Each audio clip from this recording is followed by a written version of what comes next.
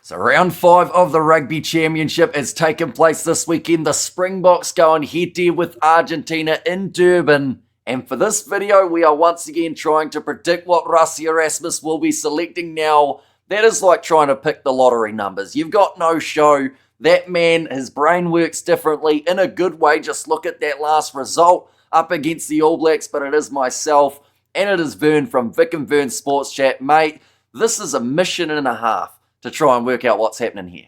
Mission impossible, man. Absolutely nuts. It's hard. No matter what we say, he's going to change it anyway. So it's crazy lineup. And he always finds a way of throwing in that curveball. I feel like last match that we saw from the All Blacks, we saw multiple curveballs, but it was very successful. Throughout that second half, someone like a Damian Valimza, who some were doubting in that number 12 jersey, now people are booking him that spot for that Rugby World Cup 2027. I should also mention I am wearing the suit only because we are filming this in between live streams over the weekend. We've just witnessed the semi-final between France and England. We've seen the Curry Cup final. What a win for the Griquas in the final moments there.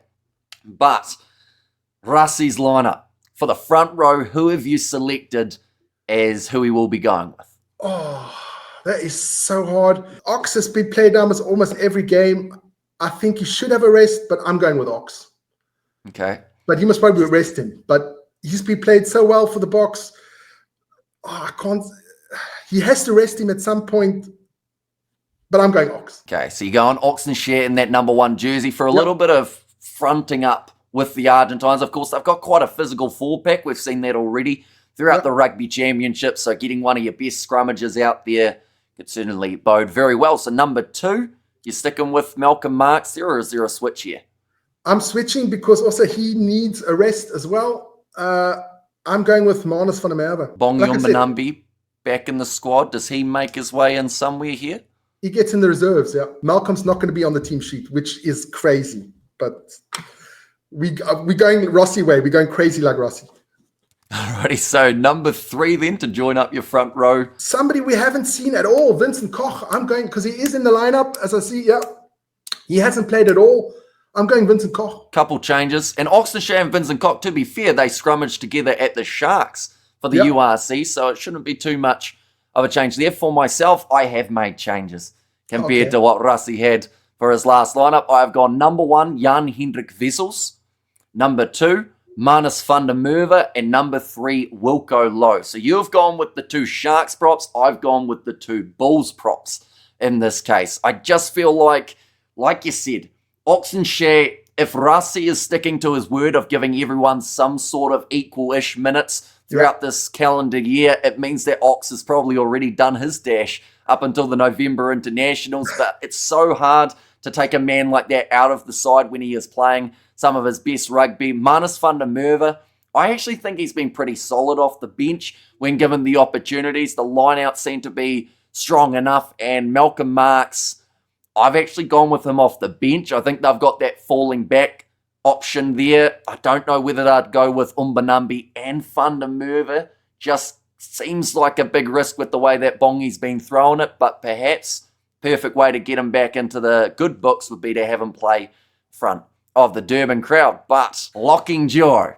And that is pretty much my reaction, what you just did there, because the locks are so hard to predict for this matchup. Eben Etzebeth, this would be a home game for him, but I actually think I'm going Arge Snyman as the number 4, Ruan Nokia as the number 5. That is a duo that has worked extremely well for the South Africans. Ruan Nokia, I don't see a way you can take him out of the starting side, even if it is down to trying to rest a player a little bit. He's been in phenomenal form, so I've decided to go with those 2. Ah, lovely too. I've played with so many combinations on that locks, and it is so hard. I've also gone with Ruan North here at 5. I think he's so good you can't leave him out.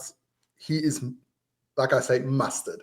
But I've gone with Eben Etzebeth. It is Sharks in Durban. Yeah, I've gone with Eben Etzebeth. There's no point of describing why or why not. Just Eben Etzebeth. I'm going with him. And it does seem probably the safe option to have Etzebeth there, because Arge Snyman, of course, we know what he can do off the bench as well later on in the contest. Yeah, it's just because Archie played so well the last game.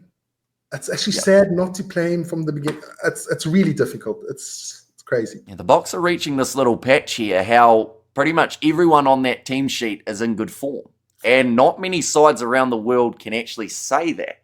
So heading into this game up against the Argentines, who will feel a little bit confident, they were able to beat the Wallabies in Australia in that last-minute thriller. They almost had both matches, to be fair to them. They should have actually had both. Yeah, they can't underestimate this Pumas side. And I do think that's why Rassi in certain positions will stick with his best, and then in other positions will still go for that little bit of experimentation like we are used to seeing. But loose forwards, who have you gone with here for Rassi's selection? Okay, one of my favorite players at 6, Marco van Staden. He is one of my favorites, a solid performer for the last year. I think one of the best Springboks of the last 12 months. So I'm going with Marco van Staden. At 7, I'm going back with a bit of experience, Peter Steff. At 7, and at 8, I think the man is absolutely phenomenal. He doesn't need a rest, so it is Jasper Visser coming in there at 8. Those are my 3. So Marco van Staden, Peter Steff, and Jasper Visser. Yeah, well, Visser's just come off about a 6-week rest, wasn't it, after a headbutt on an Italian, but straight away back into his work in that game up against the All Blacks, one of the most physical out of the whole forward pack for the South Africans there. He had an unbelievable game against the All Blacks. They all had a good game, but I thought he was really, really good. On borderline again, borderline with his physicality and his meanness. It's always borderline for him, but he got away with it. So Jasper Visser. Were you as nervous as I was when he picked that player up? And you thought, how many weeks? Yeah, not again. And you just saw how important he is. Well, they've been missing that in that number 8 jersey a little bit throughout the last few weeks, haven't they? They've had Seo Kolisi, who actually did a decent job in that number 8 jersey, I felt, but he didn't have that same physical build of someone like a Jasper Visser. You know, they haven't got Honeycomb, Jano Augustus, any of those players at the moment, and they aren't backing even Rus in that environment. So, they need Visser. That even Rus is an interesting one. I'd love to know why he's not picking Evan Rus. There were rumours going around about some sort of behind-the-scenes stuff, and it was actually to do with Evan Ruis's dad, I think, was one of the reasons. But I don't know whether or not that's just rumours or whether there is a bit of truth behind that. But I think there were a few complaints about Ruis maybe not getting selected in the team as much as he would have liked to be. Yep. So then Rassi said, okay, you're not in the squad. You're not getting selected at all. But Rassi's so lucky he can be that ruthless because he has so many other options. But we'll see on Friday what Evan Rus does in the URC. So I'm looking forward to that one. A big challenge up against Leinster for the Stormers right off the bat in that URC competition. For myself, I've got Seo Kolisi as the number 6 in the scenario, but I really dislike leaving out Marco van Staden based off the form that he's got throughout 2025. Peter Steff as my number 7 and Jasper Visser again going with the number 8. So I've gone pretty much what I would call on paper the most experienced strong trio that the Springboks can go with. Some would argue that Marco van Staden's form currently would put him into that trio just currently, but I do think when you want that experience of someone like a Kolisi, partner with Peter Steff du Toit, and then you just add that pure brutality of a number 8 option. The only thing I've got, it's the same trio that started against the All Blacks. And I don't think Ross will start with the same trio that started. He'll change it up somehow. Do you think he's now seen how well that lineup can work and he's going to put it in the back pocket and wait for the next opportunity to use it? We're not going to see it used too much because, of course, the longer that we see it out there on the field, the more sides might be able to work it out that little bit, but just that counter-attacking ability of the side throughout that second 40 was absolutely insane. It was probably the best attacking Springbok half we have seen in, I don't even know how long. I think could be ever. I've never seen a 40 minutes like that. Never. No. Never, and I can't remember. Okay, maybe against like a Portugal or something like, but not against the All Blacks or something like that. Never, ever seen anything like it. It was beautiful. And now, the back line, the thing that really got that motor running in terms of the scoreboard. We're making changes here. I feel like I've got a fair few. Have you decided to also switch a few things around? I've switched a hell of a lot, yeah. Okay. So 9 and 10, I've made 2 changes. I've got Morne van den Berg as the starting 9 and Manie Libbok as the starting 10. Now, it is a combination, I believe, that we saw a little bit earlier on in this year. Morne van den Berg, he's been struggling with injuries, but I'd assume he's not a mile away from coming back. In fact, I think he is match fit. So if he is able, and he is all right to play, I think that Rassie might just throw him in the deep end. Manie Libbok, what a game for that man. He needed that performance up against the All Blacks. Everyone was concerned when Sasha went off early. The kicking tee was then Manie's, and everyone went, oh no, not again. But he absolutely nailed it. And also just added so much on attack for the Springboks as well. Got to give him another chance here, don't you? Yes, I mean, that cross field kick there to Peter Steph the Toy was absolutely fantastic. Marnie played, I mean, I am Marnie's biggest critic. I mean, he's cost the Stormers, I think the one URC final, he cost them with his bad kicking. I already went off my rocket. That was a couple of years ago. But I'm happy for the guy. I mean, and he played exceptionally well. I've got him in as well. I think maybe him leaving the Stormers is a good thing, because since he's left the Stormers, he's actually playing quite well. So I got him at 10 at the Fly position, and I'm going with Grant Williams again, because I do think he is the future, and I think he should get that spot more often to nail that down. I'd love to see Morne van den Berg, because I've been a big fan of Morne van den Berg. I thought he's playing for the Lions. He played so well last year in the URC as well. I was so happy when he got the call up for the Springboks. I thought he thoroughly deserved it. I think like Renzo du Plessis, Reinhard Jonker, all that. There's a lot of good young Lions players that are really well, which I think Rassie doesn't look at the Lions that much. I think, also don't know why, but I mean, Hugh Horn, he played so well today as well. I think he should be the natural replacement for Willie. But let's get back to the scrum off. Sorry about that. Grant Williams, that's pretty much that. Yeah, see, Williams, he had a bit of a shaky game a couple of weeks ago, didn't he? And straight away, everyone just decided to ditch him from their lineups. Whereas if you look through at what that man has done since coming back from injury, he has had some phenomenal performances for the Boks, and I think he will bounce back. And perhaps that combination of Williams and Libbok, that's certainly going to offer you a lot on attack up against Los Pumas, which might be exactly what Rassie is after. Moving on to the midfield combination. For yourself, this is where it gets tricky, because Damian Willemse and Kainan Moody had a very good performance in that department. You've still got someone like an Andre Esterhuizen, a Jesse Kriel. You've got Damien de Linde, Ethan Hooker even could be considered in that midfield combo. So who have you gone with in this match? I'll just change it again, but never mind.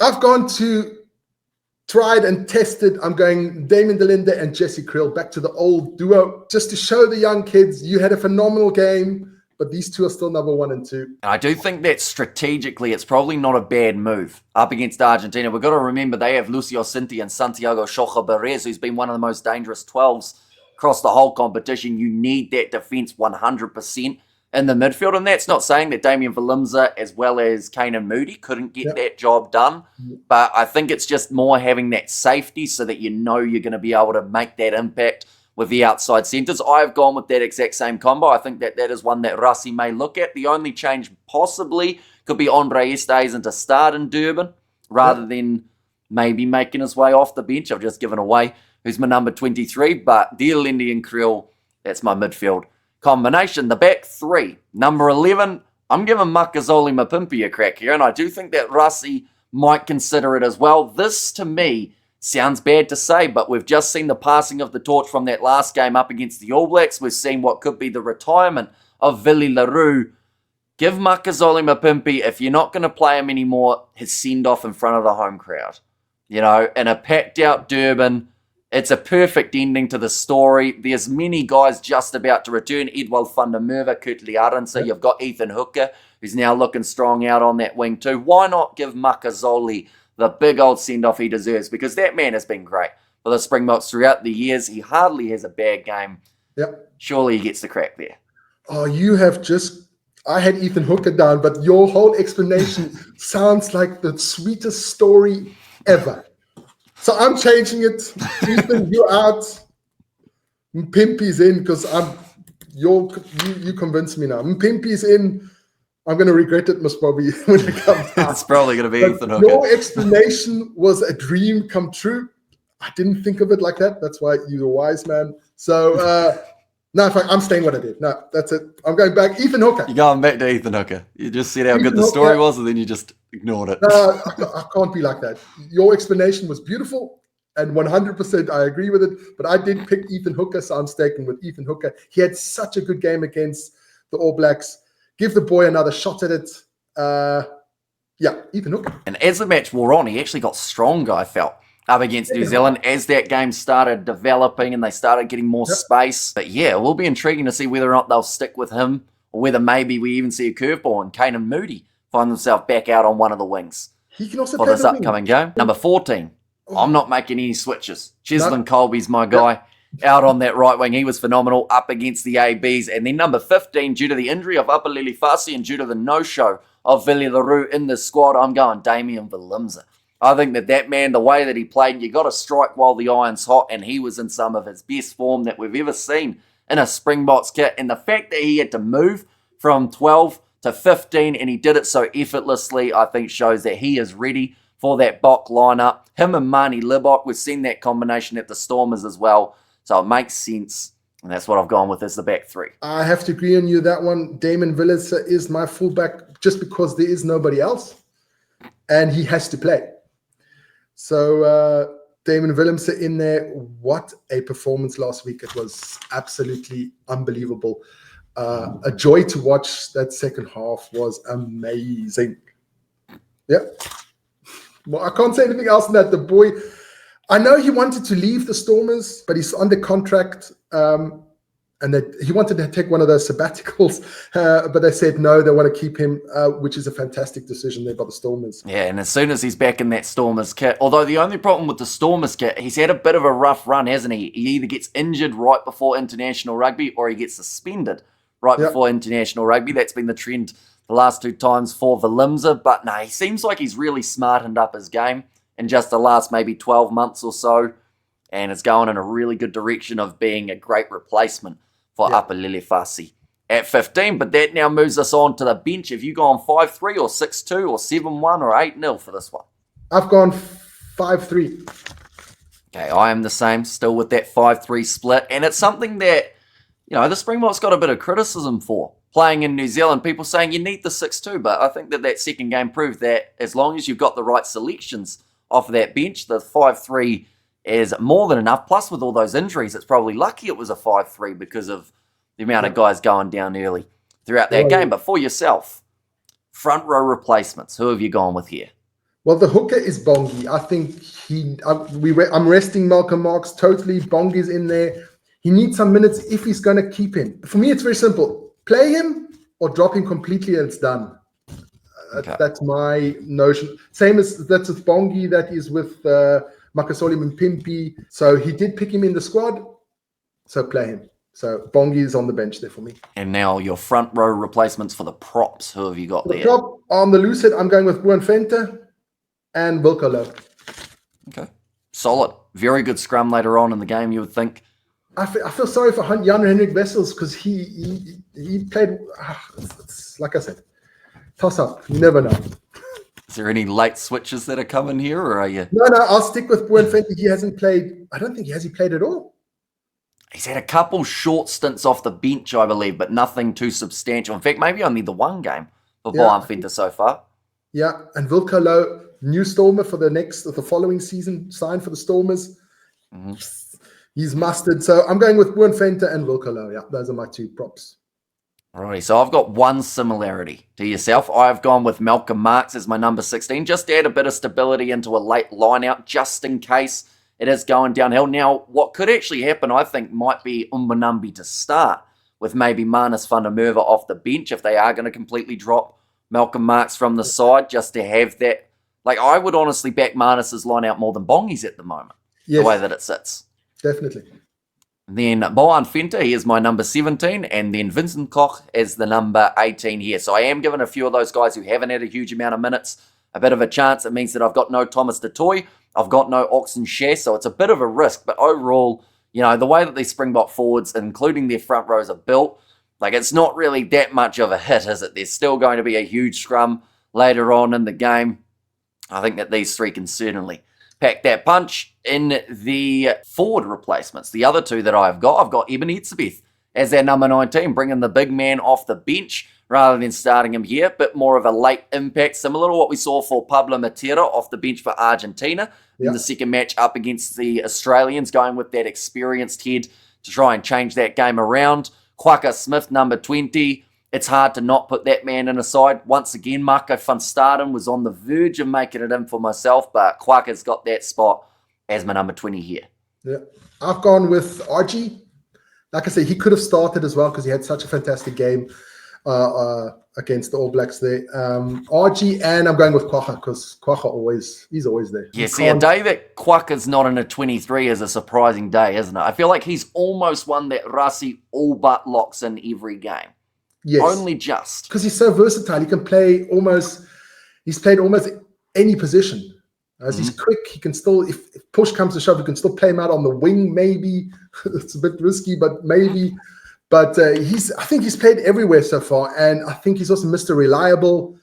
And I think he's one of the first names, like you said, that Rassie puts on that team sheet. Almost never in that starting position. Though. Yeah, which is such a interesting role to play, isn't it? Because, of course, a lot of those guys, they try and thrive to be in the starting side. You know, you want those starting minutes. You want to be out there from the get-go. But I think Quagga just doesn't care. He goes, look, I'll play wherever I need to. You want me in the centres? Bugger it. I'll go out there. I'll see what happens. But, yeah, he's just one of those guys that you want to have late in a game who will win you a match-winning turnover or some sort of massive moment. Put in even just a big hit in the middle of the field just to force that physicality. But if I was Koch, I mean, if I know, okay, I may not start the games, but I'm going to be in every single game there is, I'd say, where can I sign it off? You know you're going to be in every game. You're coming off the bench, you have, okay, from Rassie, you never know because he changes after a minute after halftime. So you never know what's going on, but you know you're going to get 30 minutes or 20 minutes to full power every game. So I think that must be extremely motivating for him as well. I think that's why he actually plays so well, because he knows I'm coming on for 20, 30 minutes. I give everything for that month. I can make such a massive impact on the game, which he does.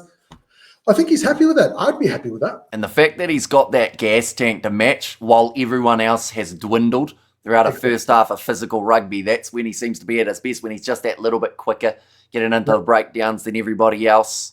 And now we've got just the 3 back replacements remaining for yourself. Who have you gone with here? I've got Kobus Reinach.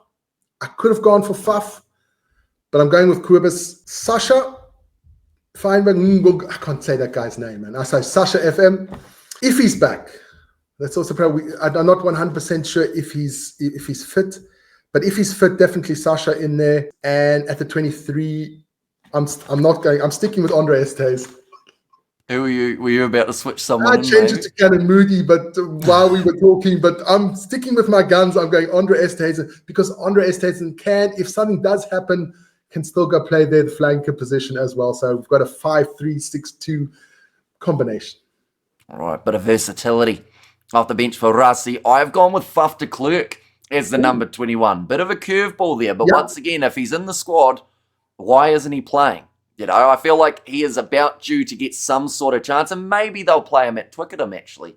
Now that I think about it, maybe the English conditions might favour Faf quite nicely, but the way that I look at it is Rassie's got 4 halfbacks at the moment. It's looking similar to that Rugby World Cup 2023 squad in regards of maybe we could see one of them dropping out to the wing at some point in the future if needed, but I just don't see why you need 4 if you're only going to be playing 2 or 3. This is probably the last big chance for Faf de Klerk to prove why he should be in that Springbok side. And I honestly think before his injury in that game that he came off the bench, he looked absolutely relentless and looked like a man on a mission with some sort of new purpose. So, you know, I'll give him a crack off the bench here. Number 22, I've gone stability. And Andre Pollard, I think if this game's going down to the wire, of course Rassie will be chasing the bonus point because that is what will win the Rugby Championship, but if it comes down to just making sure you get a victory, I feel like you want Andres kicking right at the end of the matchup. And then number 23, the battering ram, Andre Esterhuizen, can play in the centres, can play in the loose forwards like you mentioned, and just overall, the way that he's been playing throughout this year, be very surprising if he misses out on the spot. But nonetheless, we will wait to find out what day Rassi will be announcing his side. It could be Monday, could be Tuesday, could be as late as Thursday for that man. But one thing is for sure, there will be curveballs, there'll be confusion, but there will be a lot of excitement heading into the match this weekend. The Rugby Championship, it's wide open. 2 wins apiece heading into the final 2 rounds with a lot of rugby still to be played and a lot of upsets still maybe on the cards. We will be watching it extremely closely as well. But a big thank you for Vern coming on the channel. You can check him out on Vic and Vern's Sports Chat. They have got a daily sports show where they don't just cover rugby, but everything in general. You're from sumo to basketball to Premier League. You got the whole mix and more, you'd have to say. Lots of things on the channel. Premier League football, sumo, Formula One, everything. We've gone a bit crazy, yeah. Are there any other sports that you haven't covered yet that you'd love to cover? Like a random one way out, Slap fighting. Out there. Slap fighting. Oh, yeah, a bit of power slap. Power slap fighting there. I see it on the YouTube shorts. I can myself laughing. I've watched one live event, which was absolutely hilarious. I'd love to do that, but at the moment we are fully booked up. UFC would be an interesting one as well. Mm-hmm. I'd like to do that as well. And of course, we did one cricket game once. It was an ODI 50 overs one. It took 7 hours. I think I was sleeping after about an hour. It was, no. If we do cricket, it'll be a 20-20 game, so 20 over game. But yeah, definitely slap fighting for me. When they thought up the slap fighting, I don't think the reaction they wanted from people was to be laughing at it. I don't think they wanted people to take it seriously. But a lot of people do enjoy it for the memes, don't they, as the cool kids would say. That's crazy. Just stand there and get hit. That's the most stupidest thing ever. I mean, people's faces get deformed and everything. It's nuts. But it's funny. I find it hilarious. I laugh. Seriously, I sit there for hours. I can watch slap fighting. So funny. And then the ladies are getting into it now as well. I'm not a big fan of the ladies, but seriously, why stand there and get hit? But as long as it's not me, I find it funny. There you go. So you can catch maybe future slap fighting on Vic and Vern Sports Chat at some stage down the line. But thank you all very much for tuning in. Of course, let us know who you think Rassi will be selecting for his lineup. And we will see you all for the next one.